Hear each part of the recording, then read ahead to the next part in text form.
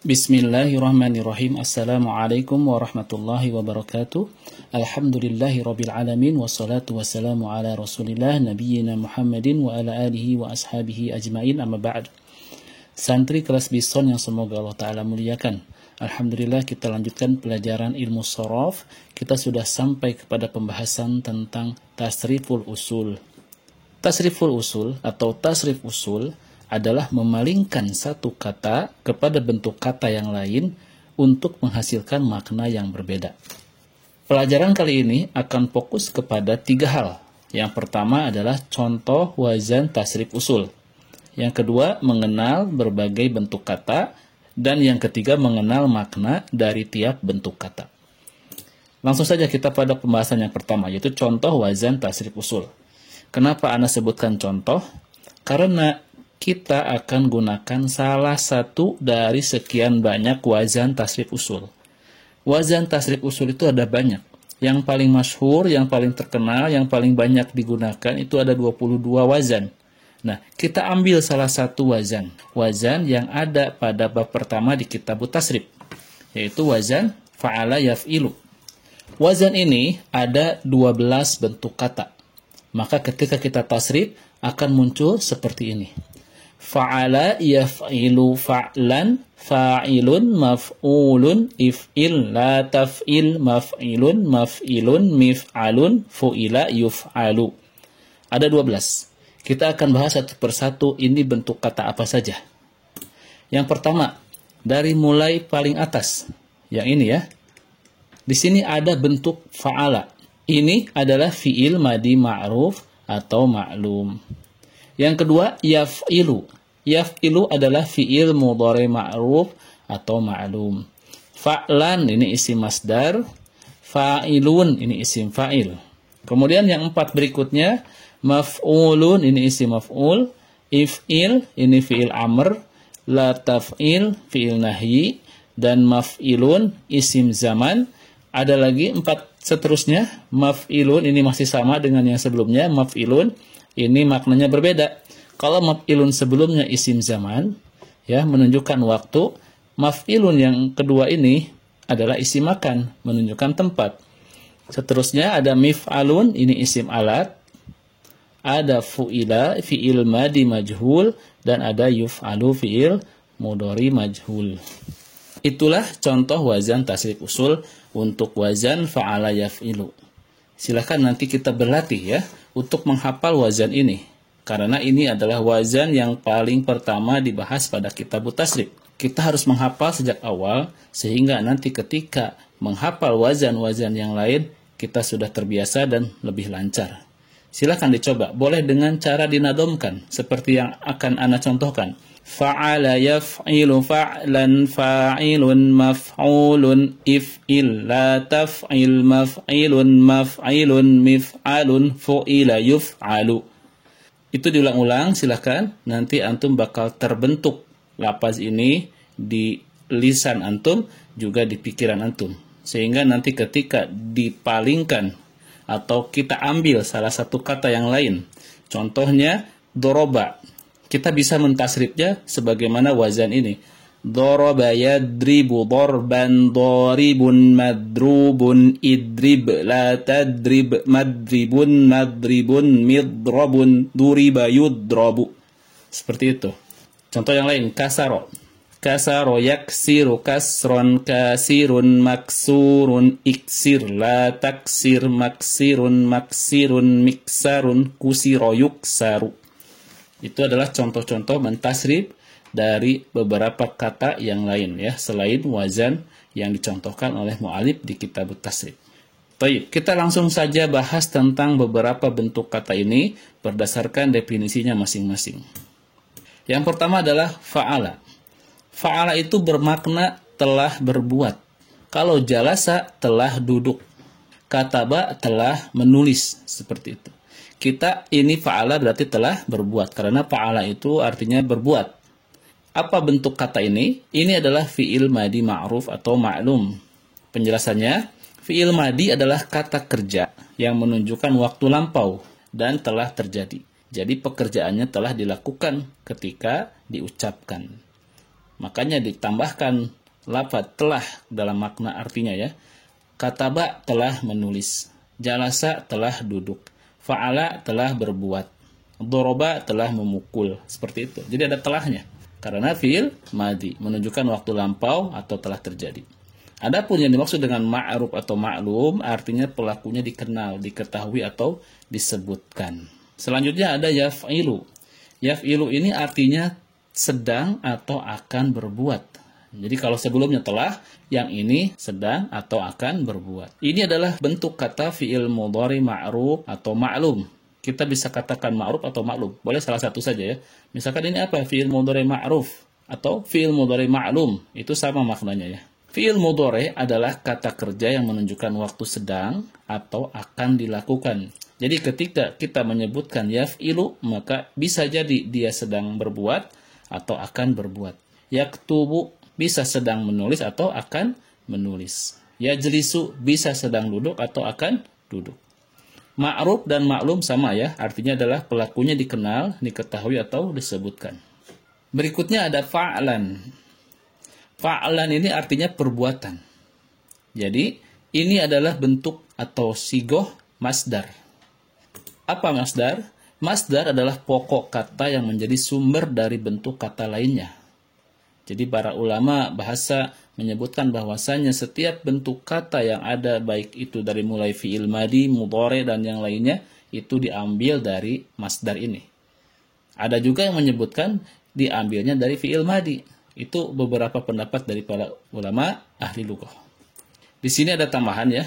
Pada bab sulasi mujarrad, yaitu suatu fi'il yang terdiri dari 3 huruf dan dia tidak ada tambahan yang lainnya, maka disebut sulasi mujarrad. Contoh yang fa'ala, jalasa, doroba itu sulasi mujarrad. Maka masdarnya untuk wazan sulasi mujarrad itu berbeda-beda. Tidak terpaku kepada wazan yang ini. Tidak semuanya fa'alan. Masdarnya beda-beda. Ada yang julusan, ada yang gufronan, ya, ada yang halakan, beda-beda. Tidak fa'alan. Hanya saja mu'alif memberikan patokan fa'alan agar memudahkan kita dalam menghafal wazan. Jadi nanti di kitab akan diinfokan masdar untuk setiap kata yang ditasrif. Jadi nanti bisa dilihat di kitabnya ya. Ini masdarnya apa? Kataba ini masdarnya apa? Jalasa ini masdarnya apa? Gosala ini masdarnya apa? Nanti bisa dilihat di kitab. Berikutnya ada fa'ilun. Ini artinya adalah yang berbuat, pelaku perbuatan. Contoh kalau ada kata qori'un berarti yang membaca. Karena qoro'a itu membaca. Maka ketika wazannya fa'ilun menjadi qori'un berarti maknanya adalah yang membaca.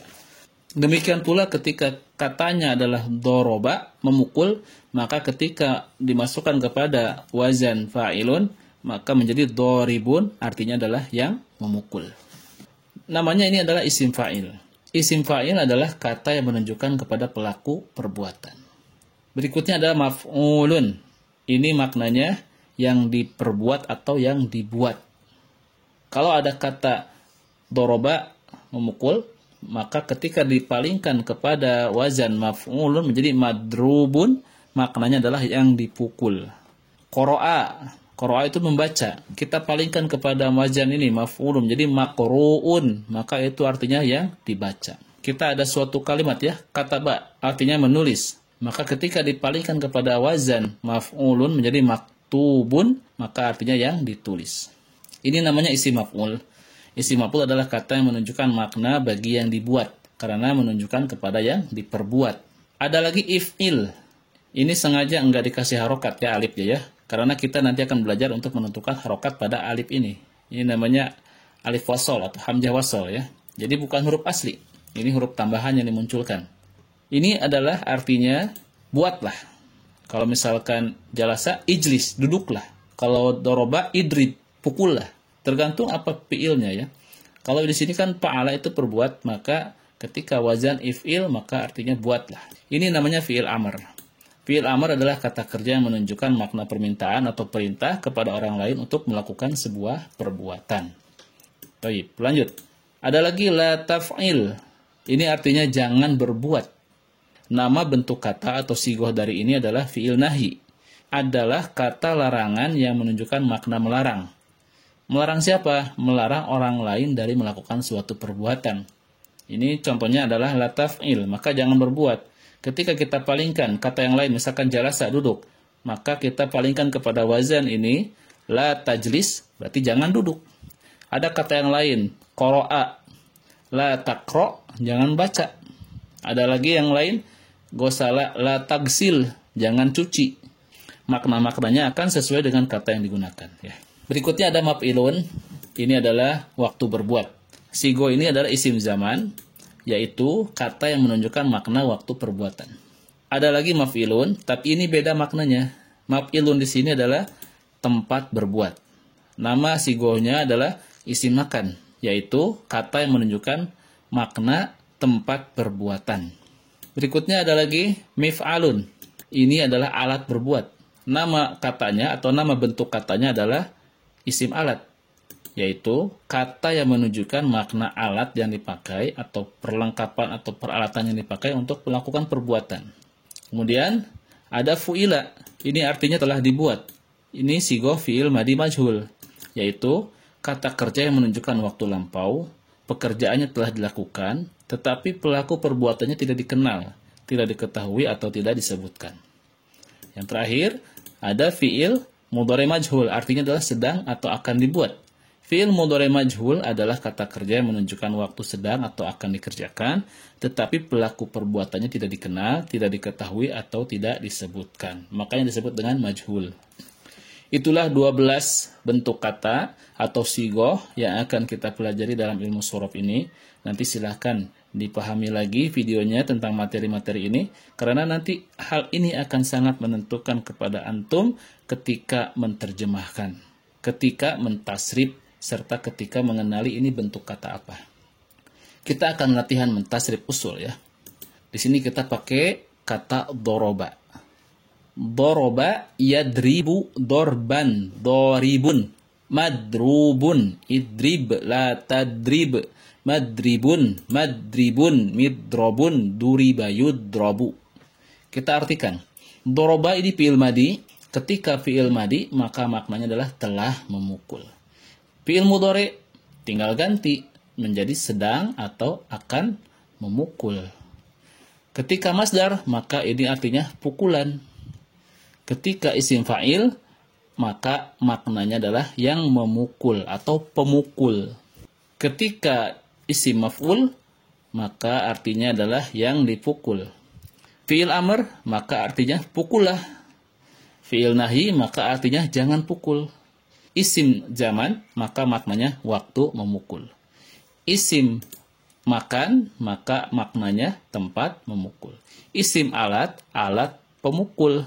Duriba, fi'il madi majhul, maknanya telah dipukul. Yudrobu, fi'il mudhari majhul, maknanya sedang atau akan dipukul. Itulah contoh latihan mentasrif usul. Kita akan bacakan sekali lagi ya. Doroba yadribu dorban doribun madrubun idrib la tadrib madribun madribun midrobun duriba yudrobu.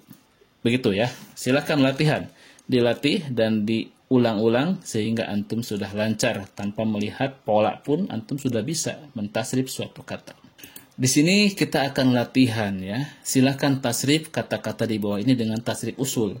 Tentu saja latihan ini akan kita praktekkan di liko. Katanya adalah gosala, kasaro, dan hadzafa. Artinya adalah mencuci, memecahkan, membuang. Silakan tasrifkan sebagaimana tasrif usul yang tadi. Wajahnya yang fa'ala yaf'ilu fa'lan dan seterusnya. Maka ketika yang digunakan gosala, silakan jadinya seperti apa. Silakan sesuaikan dengan wazan yang sudah ana terangkan di sebelumnya. Setelah antum bisa dengan lancar mentasrif seluruh kata ini, gosala, kasaro, hadafa, nanti antum silakan berikan makna yang benar dari setiap bentuk kata yang dihasilkan. Maknanya apa? Ya, sebagaimana diterangkan. Jika isim maf'ul berarti yang diapakan. Jika isim fa'il yang melakukan apa. Kemudian jika fi'il amr, maka yang dimaksud apa. Jika itu sudah bisa dipahami, itu sangat membantu sekali antum ketika mendapatkan suatu lafaz bahasa Arab, kemudian mengetahui ini sigohnya ini ternyata. Berarti maknanya adalah begini. Jika sudah seperti itu, alhamdulillah, berarti antum sudah siap naik ke tahap berikutnya, yaitu tasrif furu. Ya, insya Allah kita akan bahas pada materi-materi yang selanjutnya. Untuk materi kali ini hanya sampai di sini saja. Silakan dipelajari materinya, kemudian dihafalkan tasrif usulnya, kemudian latih beberapa kata yang sudah Ana cantumkan di sini, gosala kasaroh hadafa, dengan contoh wajan tasrif usul yang sudah diterangkan di depan. Silakan dilatih. Semoga Allah Ta'ala mudahkan antum semua untuk bisa menguasai contoh tasrif usul ini. Subhanakallahumma wa bihamdika asyhadu an la ilaha illa anta astaghfiruka wa atubu ilaik. Wassalamualaikum warahmatullahi wabarakatuh.